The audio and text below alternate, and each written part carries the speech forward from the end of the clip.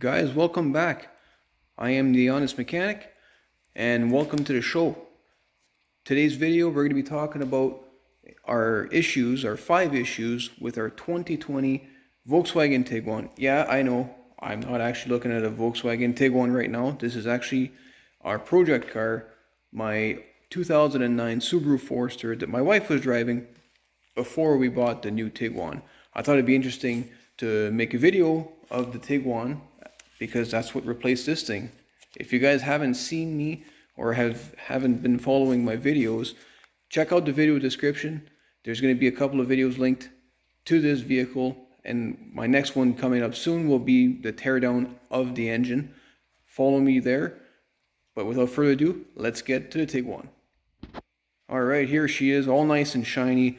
Wash it up for the wife. And for you guys, of course, make sure that you guys can see it all nice and clean. We bought this actually a few months ago, so we do have a little bit of experience with the car now. We have a little bit of ins and outs knowledge that some people may not have, especially if you're into the market and you're looking for a new vehicle. I'm hoping to help you guys out by picking out a few things, nitpicking at a few things that I particularly don't like about this Volkswagen, because I think really Volkswagen could have done a little bit better. So let's jump in. First thing I thought when we first purchased it is, well, lights are great on this thing, it looks fantastic, but why are they not LED? I mean, this is a 2020 after all. I would honestly say that the lights on this 2009 are probably just as bright, if not brighter, than what we have today. Are they bad? Absolutely not. They're actually really good, but I'm just surprised to see that with the price you pay, and this is a comfort line, by the way, not the base model. It still doesn't come with LEDs.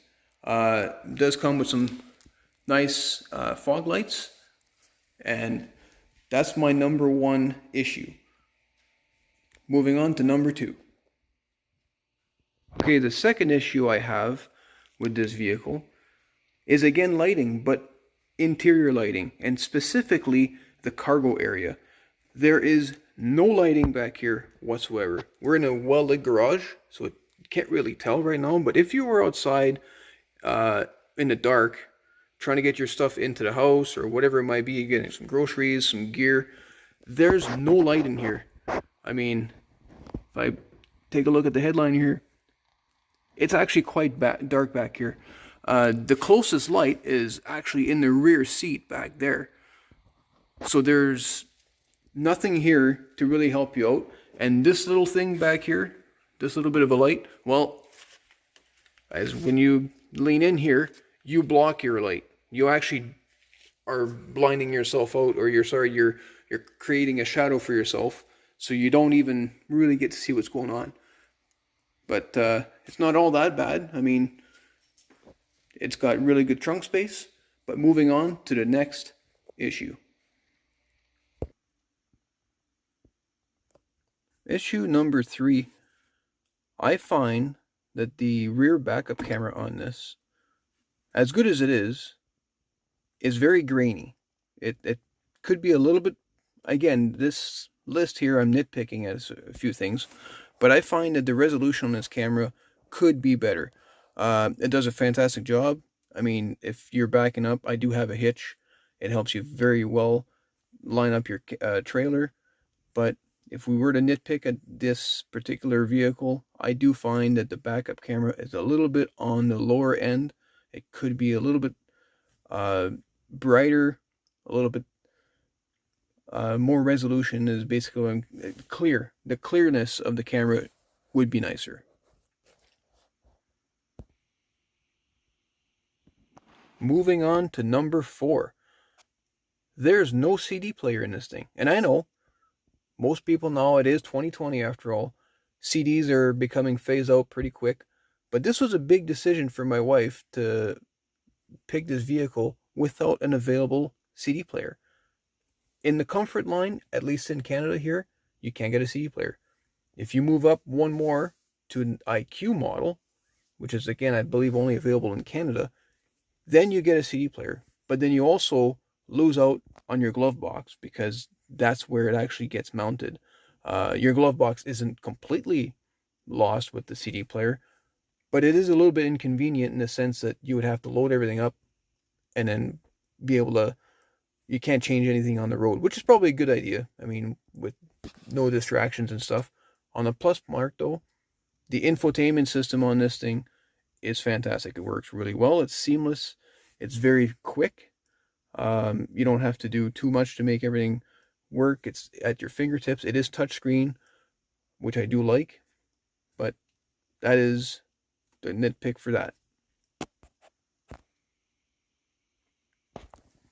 Last but not least, the biggest nitpick of all, big issue that I really don't like in this vehicle is what was Volkswagen thinking when they came up with these USB ports.